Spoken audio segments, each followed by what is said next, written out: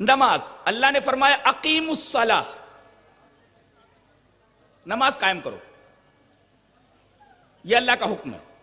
سوال یہ ہے کہ یہ عبادت نماز کیسے پڑھی جائے، کیسے ادا کی جائے، کیسے قائم کی جائے؟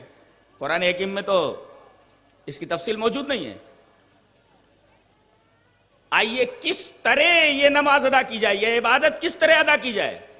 حدیث اس طرح وعن ابی قلابۃ حدثنا ابو سلیمان مالک بن الحویرث قال لنا رسول اللہ صلی اللہ علیہ وسلم صلوا كما رأيتموني اصلي فاذا حضرت الصلاة فليؤذن لكم احدكم وليؤمكم اکبركم رواہ البیہقی فی السنن الکبریٰ۔ حضرت امام بیہقی رحمہ اللہ اپنی حدیث کی کتاب سنن کبریٰ کے اندر یہ روایت لائے ہیں، راوی حضرت مالک بن حویرث ہیں۔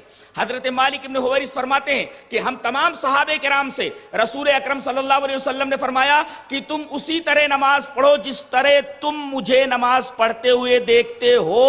دیکھیے نماز ایک عبادت ہے، یہ اس وقت تک قبول نہیں ہو جب تک کہ نبی کریم صلی اللہ علیہ وسلم کی بتائی ہوئی کیفیت کے مطابق نہ ادا کی جائے۔ دلیل یہ حدیث پاک وعن ابی ہریرہ رضی اللہ تعالی عنہ عن النبی صلی اللہ علیہ وسلم قال ان الرجل لیصلی 60 سنة وما تقبل له صلاة لعلہ یتم الرکوع ولا یتم السجود ویتم السجود ولا یتم الرکوع رواہ المنذری فی الترغیب والترہیب وقال الالبانی ھذا حدیث صحیح۔ یہ حدیث صحیح ہے اور راوی حضرت ابو ہریرہ رضی اللہ تعالیٰ عنہ اور امام منذری رحمہ اللہ اپنی حدیث کتاب ترغیب اور ترہیب کے اندر یہ روایت اسی طرح لائے ہیں۔ حضرت ابو ہریرہ فرماتے ہیں کہ نبی اکرم صلی اللہ علیہ وسلم نے ارشاد فرمایا کہ ایک آدمی اللہ کے حضور پیش ہوگا، اللہ پوچھے گا، اسے معلوم ہے کہ تم نے نماز کتنے سال پڑھی؟ وہ کہے گا 60 سال۔ ان الرجل لیصلی 60 سنة 60 من 60 سنہ من ایئرس، 60 سال میں نے نماز ادا کی ہے۔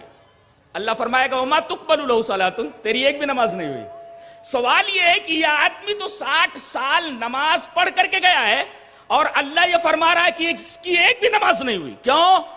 اس لیے کہ اس نے اس طریقے سے نماز نہیں ادا کی جس طریقے سے نبی نے نماز پڑھنے کا طریقہ بتایا تھا۔